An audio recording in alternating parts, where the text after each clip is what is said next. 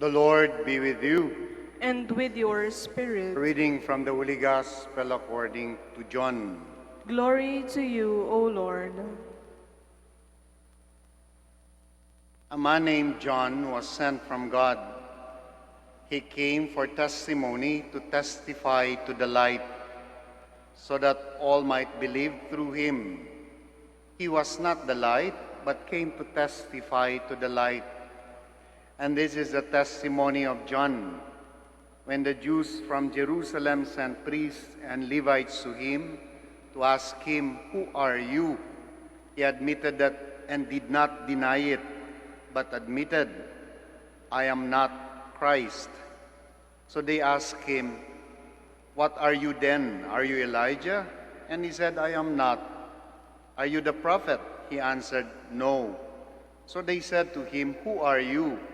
So we can give an answer to those who sent us. "What do you have to say for yourself?" He said, "I am the voice of one crying in the desert, 'Make straight the way of the Lord.' As Isaiah the prophet said." Some Pharisees were also sent. They asked him, "Why then do you baptize, if you are not the Christ or Elijah or the prophet?" John answered them, "I baptize with water, but there is one among you do not recognize, the one who is coming after me, whose sandal strap I am not worthy to untie." This happened in Bethany across the Jordan, where John was baptizing. My dear friends, the Gospel of the Lord. Praise to you, Lord Jesus Christ. Please be seated. Magandang umaga po sa inyong lahat, ang mga nasa loob ng simbahan, nasa labas, nasa patio, sa gilid, practically everywhere here, na spasyo ng simbahan ay nagamit na natin. Limited lang yung nakakapasok because of the physical distancing, but we're starting to use all the spaces sa labas nitong simbahan. At welcome din po sa mga nakikisa sa amin sa banal na misa sa pamamagitan ng live streaming. My dear friends, whenever there is picture taking, halimbawa na lang yung class picture, before the photographer would click the camera, ano yung sinasabi? Say cheese o kaya smile. Kaya naman, so inuutusan ngumiti. Kaya naman, kapag tiningnan ninyo yung album ninyo at tiningnan po ninyo yung inyong class picture, kung kailan mang kopong-kopong na panahon pa yan, makikita ninyo na marami sa inyo ang pilit yung ngiti, inutusan kasing ngumiti. Normally kasi, hindi naman po iniuutos yung maging masaya. Hindi mo inuutusan yung tao na, "Oy, magsaya ka. Oy, be joyful.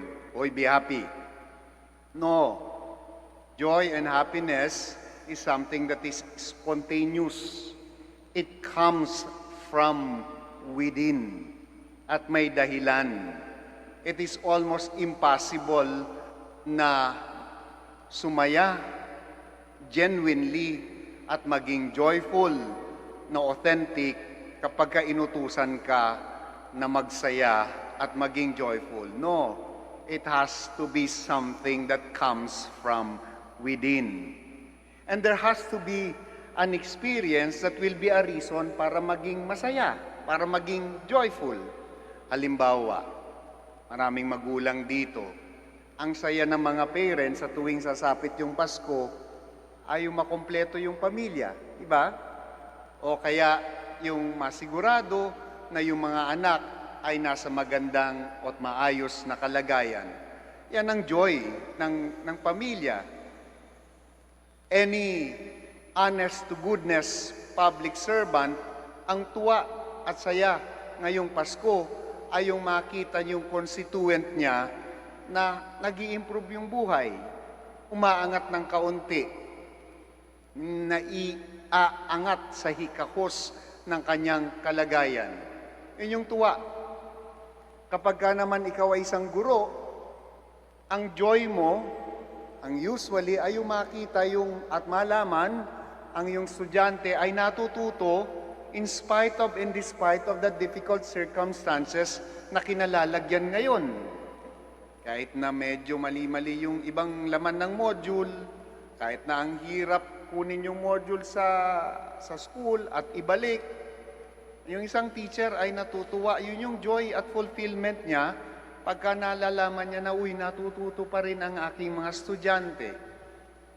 Ang isang doktor, ang tuwa at galak niya ay yung makita yung kanyang pasyente na parang wala ng pag-asa.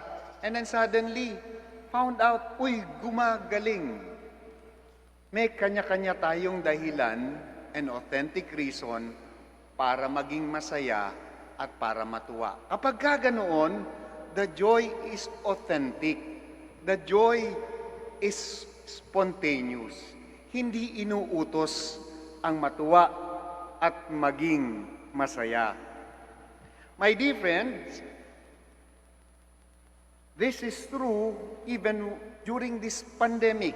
May dahilan, or lalo na ngayon sa gitna ng pandemya, where we look for a joy that is lasting, where we look for a joy that is something that is from within. Mga kapatid, we appreciate ayuda. Ayan, gamit na salita natin ngayon, ayuda. We appreciate it. We appreciate that we are at the receiving end of people's generosity. Make no mistake about it, we are grateful. At yung mga kababayan natin na nangangailangan ng ayuda are always grateful. But there is more joy in being able to again stand on our own 2 feet. Diba? Yung makakita na magpaplano ka, hindi ka matatakot na lumabas at isakutuparan yung plano na yon kasi baka mahawa ka sa COVID. Yung magpaplano ka, hindi lang yung ano yung kakainin mo sa araw na ito, paano mo maitatawid itong linggong ito, kundi makikita mo yung future at nakakapagplano ka. There is more joy in that. Again, we appreciate ayuda. But I know you would agree with me that there is more joy in being able to stand on our own 2 feet and to chart our future once again by the grace of God. My dear friends, sa kalagitnaan nitong mga pagsubok na ito, rejoice we will. Kaya nga itong suot ko ngayon, biglang naging pink, no? Throughout Advent, violet po yan.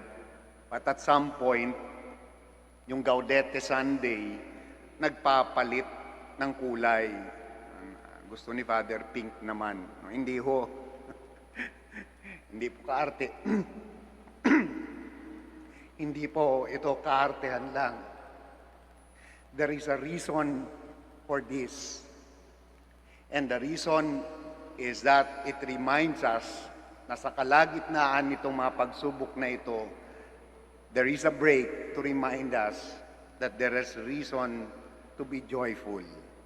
Sa binasa nating ebanghelyo na lang, hindi ebanghelyo doon sa mga pagbasa, magmula first reading hanggang sa responsorial psalm, hanggang second reading, merong isang salita na paulit-ulit na binabanggit. Ano yung salitang yon? Rejoice. Magalak. Sa first reading, Isaiah explains the reason, yung kanyang kagalakan. At ano yun? Because the Spirit of the Lord is upon me. Isaiah is telling us that the only authentic joy is when we feel, when we realize, when we're always conscious that God is with us. That's the reason for our joy. The Spirit of the Lord is upon me, and the Spirit that will bring glad tidings to the poor, to heal the brokenhearted, to proclaim liberty to captives, and release to the prisoners. And after a year of so many pagsubok, this year will be announcing that a year of favor from the Lord. Iba? Ang ganda, no? And a day of vindication by our God. In short, in the day of the Lord, all sorrow and mourning, all pain and suffering will cease. Make it your mantra. This too shall pass. Ulit-ulit yan. This too shall pass. Sa responsorial psalm, kung nakinig kayo ng maigi, it also contain the word rejoice as a constant refrain. Ano yung refrain? Yung paulit-ulit. My soul rejoices in my God. And then enumerate niya yung historical reason for rejoicing in my God. Remember, nung kayo'y naglalakad sa disyerto at wala kayong makain, pinabayaan ko ba kayo? No. I provided you manna. At yung nagsawa kayo sa manna, I provided you quail. I did not leave you. I went with you. Cloud by day, fire by night, to guide you, to tell you that I am there. Remember, you're going through oppression. There are so many repression that you feel in your life. Make no mistake about it. The civilizations that have oppressed God's people, they rise and then they fall. There will be a day of liberation. And therefore, rejoice. Sa second reading naman, Paul addressed a suffering people to rejoice. Ang ganda ng sabi ni Paul, in all circumstances ng buhay ninyo, give thanks. Magpasalamat sa lahat ng sirkumstansya ng buhay. Sa anumang kalagayan, matutong magpasalamat. Rejoicing includes not only refraining from doing every kind of evil, but to rejoice in doing good. Be a cheerful giver. Yun yung paalala sa atin ni Paul. Paul also reminds us that many times, in times of difficulty, there will be promises. Ang daming nangangako, di ba? Sa atin, no? Pero ang ganda ng sinabi ni Paul doon sa second reading, test everything. Kilatisin yung lahat ng nangangako. But retain what is good. Retain what is good.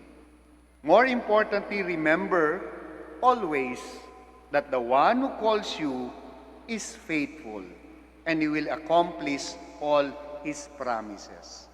A decade ago, or even more than a decade, sa pagbibigay po namin, sa pagbibigay ko ng retreat, meron akong paulit-ulit na ginagamit na material sa retreat, yung interview with God.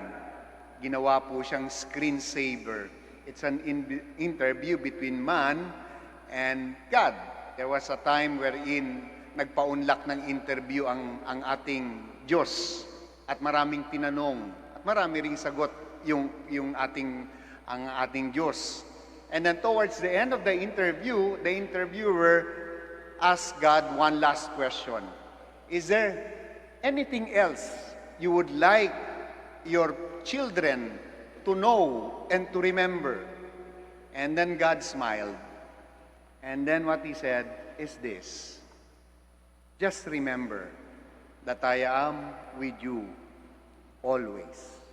Pex man, cross my heart, hope to die. Wala na yung dulo na yon. Always. That has been the promise of God. My dear friends, in the Gospel, John the Baptist provides us an insight kung paano ba ito, totoong joy na ito, authentic joy na ito, ay mararamdaman natin. How do we experience this? Sa buhay ni John, he gave us two things. Alam ni John yung lugar niya. He knows his place. He was not the light, but he gives testimony to the light. John knows his worth. I will baptize you with water, but there is somebody greater than me who will baptize you, not just with water, but with the Spirit. So alam ni John yung lugar niya. And when we know our place, sa buhay ng mga mahal natin, authentic joy can come.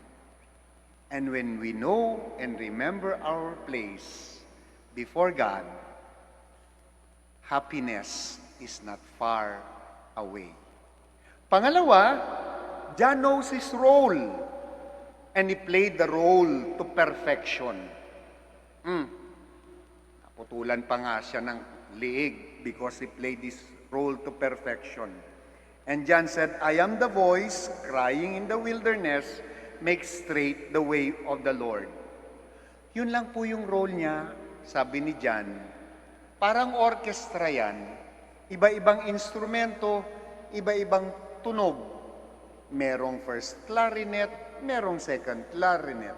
Merong first violin, merong second fiddle. Hindi lahat yan sabay-sabay na tumutugtog. May kanya-kanyang oras, may kanya-kanyang panahon. Merong isa tutugtog lang ng isang nota, tapos na. And yet the orchestra will not be complete without everything playing its role, big or small.